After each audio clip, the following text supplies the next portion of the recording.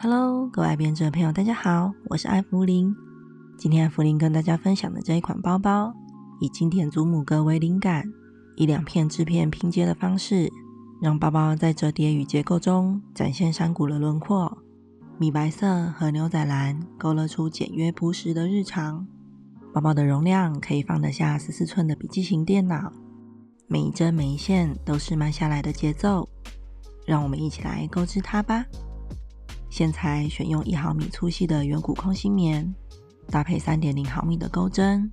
你可以准备你喜欢的纽扣，其他材料工具可以依材料表来准备。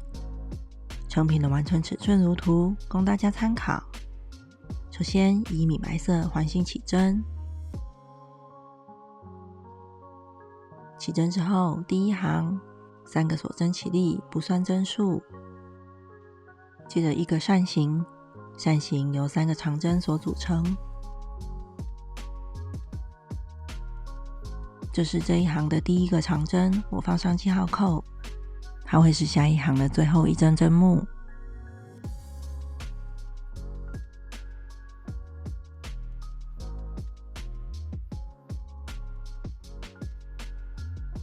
3个长针结束，完成一个扇形，接着3锁针，再重复钩织一个扇形加3锁针，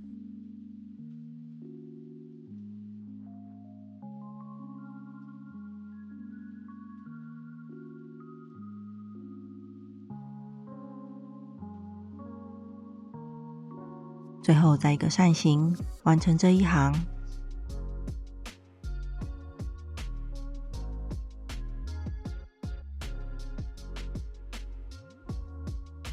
第一行结束，收紧环起的线圈。第二行先钩织3锁针作为起立针，不算针数。接着翻面，在第一个针目上钩织一个扇形。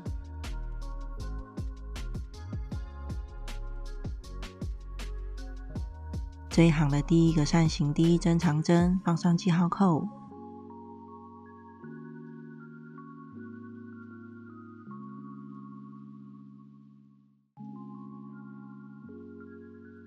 接着我们在上一行2个扇形之间的锁针空间里钩织一个转角花样。转角花样由1扇形加3锁针以及1个扇形所构成。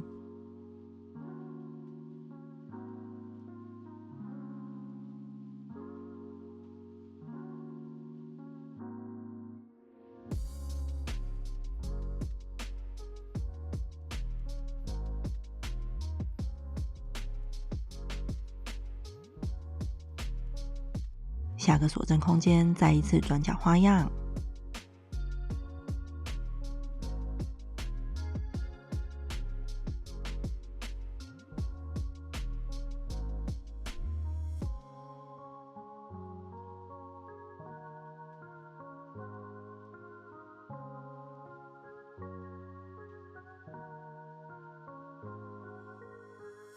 而最后一个针目，也就是做记号扣的地方，钩织一个扇形。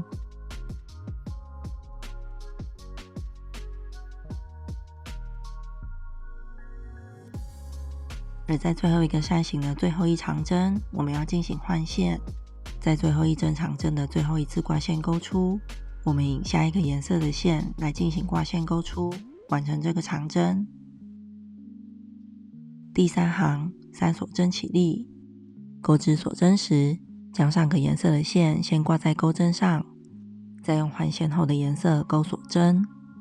之后我要每隔2行就换线，如此也可以隔行将线引到上方。接着翻面，在第一个针目上钩织一个扇形。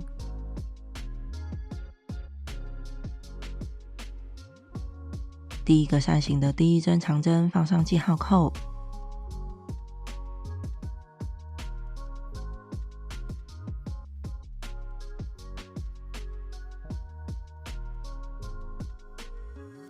接着第二个扇形钩织在上一行的2个扇形之间。之后的行数除了第一个与最后一个扇形，其他的扇形都会钩织在2个扇形的间隙。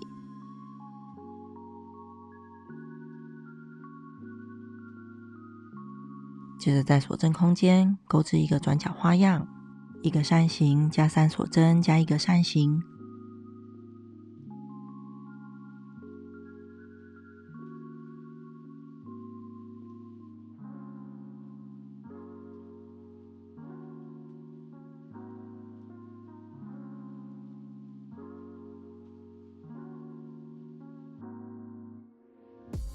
接着1个扇形钩在上一行扇形之间的间隙，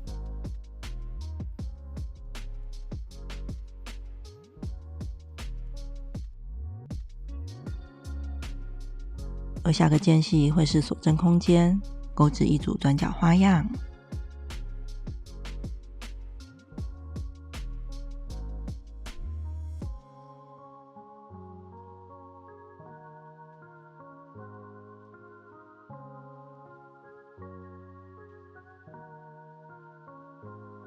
接着2扇形，一个会钩在扇形之间的间隙，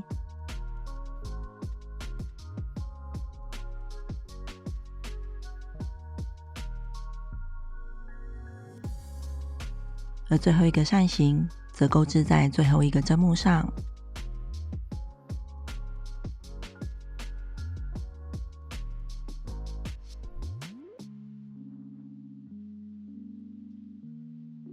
第4行3锁针起立，不算针数，翻面，将第1个扇形钩织在第1个针目上，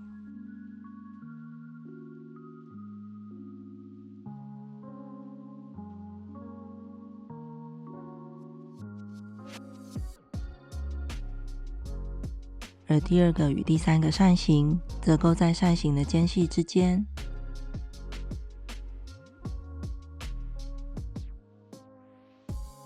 接着锁针空间钩织一组转角花样，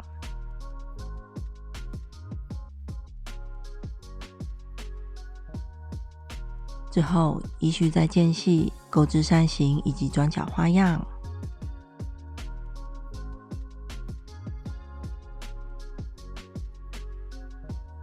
最后1个扇形则钩织在最后1个针目上。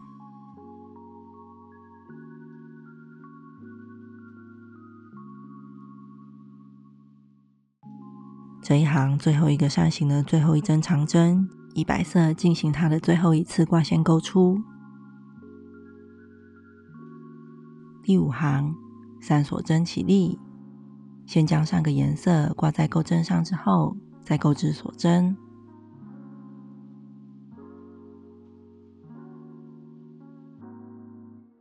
如此，我们按照之前所说的钩织要点进行后续行数的钩织。每行3锁针起立，不算针数。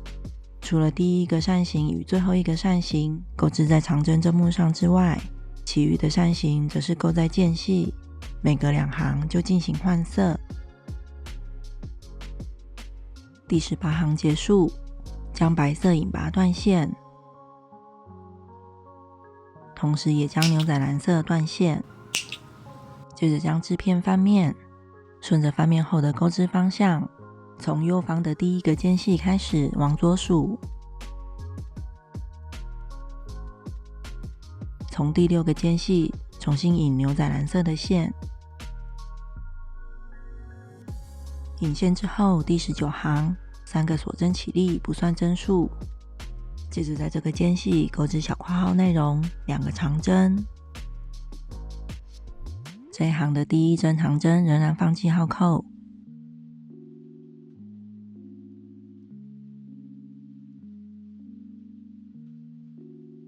而从下一个间隙开始，连续11个扇形，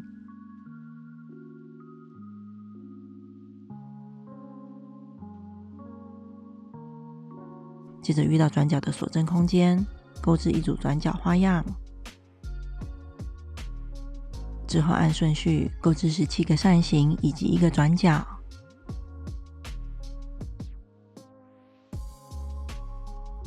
接着织片的第3边，这边会对称着织片的第1边，连续11个扇形之后，在下个间隙钩织小括号内容2个长针，结束这一行。第20行翻面，3个锁针起立，不算针数。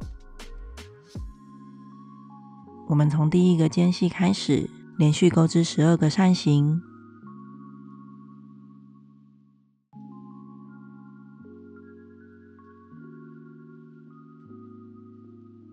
我们在起立针与第1个扇形之间的间隙放上记号扣，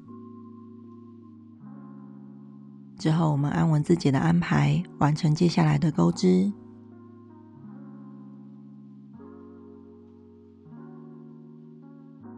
而在最后一个针目钩织1个长针，完成这一行。同时在最后一针长针进行换色。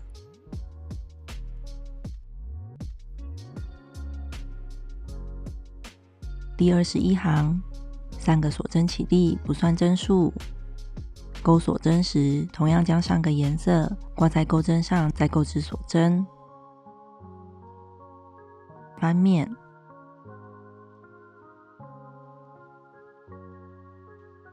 我们从上一行的长针与扇形之间的间隙开始，先钩织小括号内容2个长针。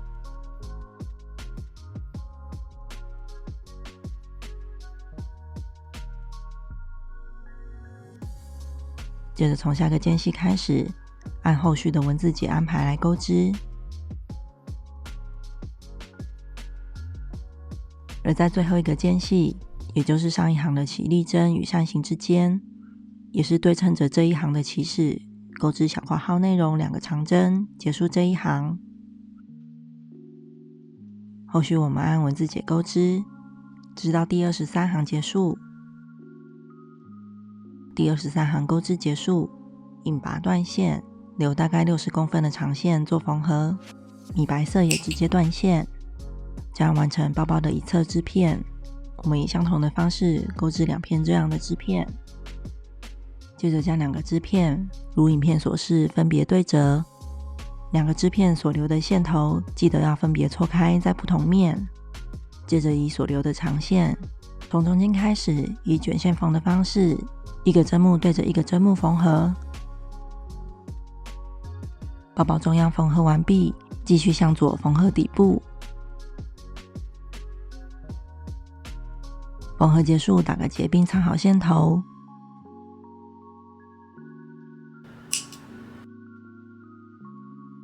而包包的另一面也以同样的方式进行缝合。接着为它钩织提手，我们任意从包包的一面，从右方尖端的针目开始，重新起线。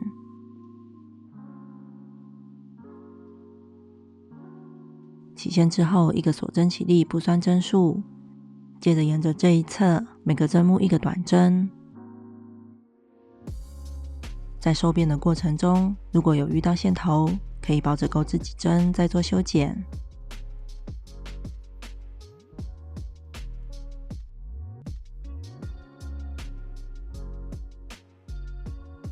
接着是包括凹陷处的底部，挑每一行的长针或者是起立针，钩织2个短针。这边短针的钩织视状况，平顺即可。接着是凹陷处的左侧，在每个针目上钩织1短针。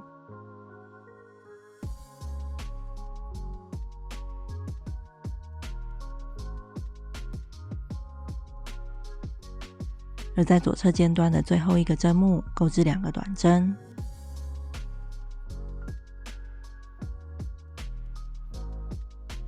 接着是它的提手，钩织60个锁针，你也可以依照想要的提手长度来调整这个锁针数。提手的锁针钩织结束，我们顺一下这个锁针链，避免它扭转。接着回到右侧尖端起始钩织的针目，再钩织1个短针。最后引拔在第1个短针上将头尾相连，断线藏好线头。而包包另一侧的中央也以相同的方式为它钩织提手。接着是包口加提手的整体收边。我们从织片环起钩织的这个洞眼开始，重新引线，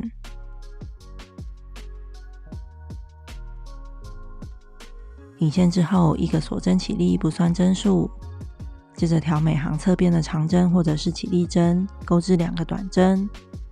你可以适时的调整短针数，只要收边平顺即可。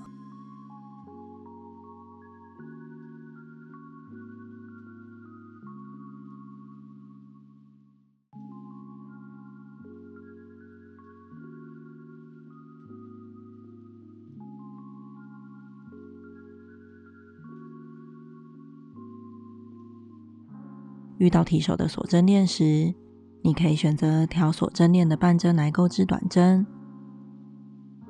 也可以调锁针背面的横向线条，也就是里山来钩织。我选择调里山来钩织短针。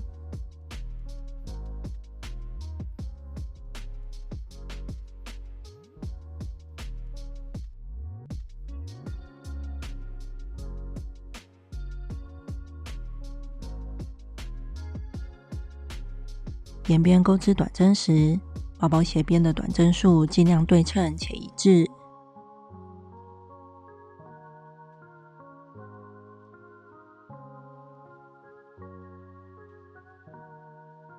沿边钩织短针结束，引拔在第一个短针上将头尾相连。接下来的圈数，在一锁针起立之后，每个针目上都钩织1个短针。你可以按照需要来钩织提手的圈数。每圈结束，引拔在第一个短针上将头尾相连。我一直钩织到第4圈。第4圈结束，断线，藏好线头。最后，你可以为它选择钩织纽扣的扣环。我在包包凹陷处正中央的5个针目，从这5个针目的右侧第一个针目开始重新引线。引线之后，一个锁针起立不算针数，之后每行进行往返钩织，每行5个短针。我一直钩织到第13行，你也可以依照需要来调整钩织的行数。